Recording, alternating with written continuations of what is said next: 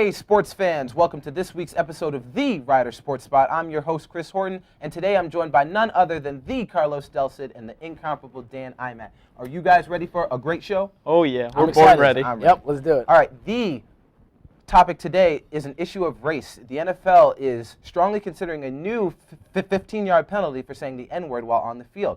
With 70% of the NFL being African American, this new rule has created quite the controversy. So, guys, do you think this new rule will pass, and even if it does, will it work? I think ultimately it will pass, but if it's to be successful, I think it shouldn't just be the N-word. It should be slurs of any specific race or sexuality slurs, because there's so many issues on the line. On the line is probably the worst place you want to be when it comes to cursing and slurs. Yeah. Like, you know, Yeah, the things you can hear on the line are pretty bad. And just saying the N-word, you're secluding it to one slur, to one issue, and you're putting just one race, glorifying it and making it an issue. I think every race and every thing should be an issue. Yeah, I agree with it to a point. I do agree that, yeah, it is a problem. I mean, stuff like that's always going to be a problem. And, yeah, I think something like this could get passed. The only problem is it's going to be hard to really institute it, because they could literally say it at any time, and people are going to figure out, if people that are going to say it are going to say it no matter what. Whether they get fined for it or not, they're going to find ways to sort of get around it, just like any real rule. It's tough, that sort of thing, to really just institute and to really go across the board.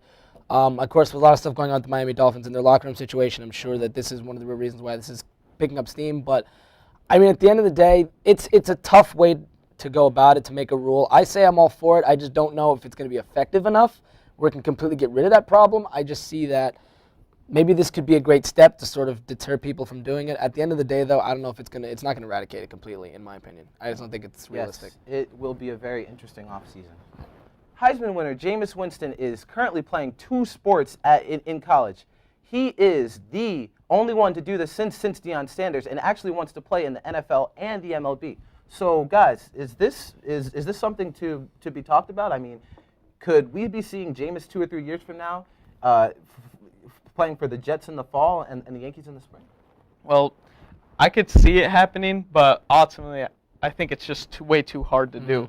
It's something that is so rare that only unique, very rare athletes can do.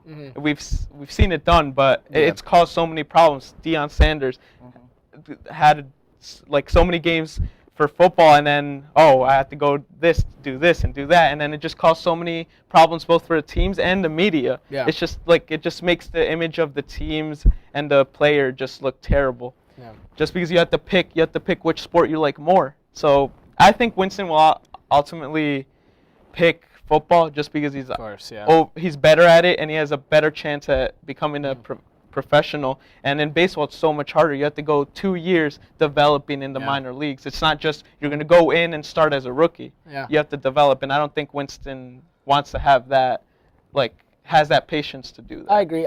I do have to hand it to the athletes that do sort of want to do that. I mean, Russell Wilson's name's also been thrown around, too, that he's wanted to do both sports as well. You got to hand it to them on that competitive nature, that side of wanting to be good at not just one thing. I can't just beat you in football. I can also beat you in baseball. Or I can beat you in basketball, what have you. So I like it from that perspective. But at the end of the day, yeah, I do agree with you on the fact that it's just so physically demanding to do that. I mean, baseball, rather, is such an intricate sport. There's such a greater science to it. That's a completely different mentality, and then to try to switch from that to then the science behind football are 2 very big giants that is kind of hard, what I see, to manage, especially in the off seasons, because then you're absolutely right where you have to sort of pick one. There's going to be favoritism there, no matter how hard you're going to try to keep that dual mentality. It's going to be tough to juggle both. I'd like to see it happen, but in this day and age where there's just so much demands on each sport, it's going to be tough in terms of like injuries and really managing yourself, conditioning yourself. I don't know. I'd like to see it, but right now it may be a little too demanding. I mean, just to have all that talent and you have to choose is just the fact that you can choose. Yes. The Winter Olympics came to a close last Sunday, and even though the U.S. took home 9 gold, the most important medal of the entire games was left on ice. The U.S. national hockey team crashed in Sochi, losing its last 2 games by a combined score of 6-0. And ending the tournament with no medals. So, guys, just a simple question here. What the hell happened to Team USA? I think they got too hot or like the team, the whole country in general, thought the U.S. hockey team was just too hot at the wrong time with the Russia game, and then that goal in overtime, just this great feeling that we can, maybe we can do this. We can beat Canada. We can beat Russia. We can beat any team we want on the ice. Yeah. And I feel like it happened too early for the U.S. to be able to handle it as a whole. And U.S. has done that in various sports before, not just in hockey, in baseball. Absolutely. With 2 World Baseball World Classics Baseball and just Classic. failing to reach even the finals. And then it's the same thing here in hockey. And we got too hot. We got over arrogant, and it just showed that we just dropped. We fumbled it. Yeah. We fumbled it, and I don't know. Hopefully, the future holds a better telling for the U.S. hockey team. I mean, everything was working out as the perfect script for the U.S. to win a medal. I mean, Canada was sort of playing mediocrely. We were sort of skating by a lot of these weaker teams. We were pretty much dominating in the first, few games of the Olympics. We're saying, all right, we're feeling really good about ourselves. And then once Canada came around, after beating Russia, we're on that high, and then all of a sudden, just the offense just flat out didn't happen, and it never came back. Canada did kind of get a little bit of a garbage goal, but a goal's a goal nonetheless. And then, of course, Finland just absolutely dismantled the team. No defense at all. At least it was a little defense in Canada. And then playing Finland, there was just nothing. There was no answers. So, yeah, at the end of the day, maybe they did get hot too early and they just ran out of gas. I'm not sure. Maybe it was egos, too. Just a lot of factors just building up to the point where they just collapsed. At the end of the day, they didn't deserve it. And to add another thing, I think the women's, they were beating teams by 6-0, 6-1. 7-6 shot and then, ratio. Yeah, exactly. And they lost to Canada in the semifinals the day before the U.S. Men played. So maybe they saw that loss and they got kind of like, Canada's got the U.S.'s number. So who knows if they got in their heads. So now we go to Mike Umbro and Matt Downing for their review of the NFL Combine in Football Talk. Hello and welcome to Football Talk. I'm Mike Umbro. Here with me today is analyst Matthew Downing. Matt, how are you? Good to have you on. Thank you. As everybody knows, the NFL Combine was finished this past weekend. Matt and I are going to give you who made themselves stand out positively. Who, in your opinion, won the NFL Combine this weekend? Well, I think all the talk was surrounding the quarterbacks for this Combine. I think the person that definitely stood out was QB Blake Bortles from University of Central Florida. I mean, he's the prototypical quarterback, 6'5", 230. He had a good showing, 4.9 40-yard dash time, also a 32-inch vertical jump time, vertical jump. And the area that he really stood out to everyone was the throwing drills. He threw very accurately. He had a good arm strength, threw the deep ball well. I agree. Absolutely. Blake Bortles did definitely have a good workout. Absolutely. The one guy who definitely stood out to me was defensive end from South Carolina, Jadeveon Clowney. Clowney going into the Combine, we all knew he was good. Everybody knew that he had the potential. He can anchor any defense.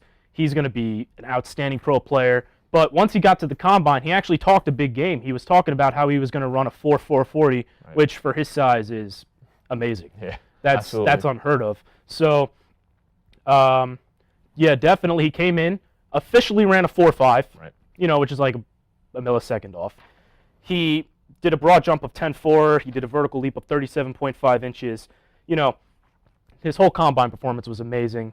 And if he wasn't in consideration to be the number 1 overall pick before, then I definitely think he's in that conversation right now. Yep. Houston Texans are definitely going to have a choice to make between whoever quarterback they want and Jadeveon Clowney. Yeah, it's very interesting to see. Yeah. All right, so now it's time for our new segment we here at the Rider Sports Spot called Fast Break. Now I'm here with my guest B, and he's going to have to answer 3 questions as fast as he can. Are you ready? Because these are going to be quick. I'm ready. All right. Knicks guard Raymond Felton was arrested on gun charges Tuesday and now could face up to 3 years in prison for his alleged crimes against his wife. What does Felton's arrest not only mean for the Knicks, but for all athletes who choose to carry a firearm?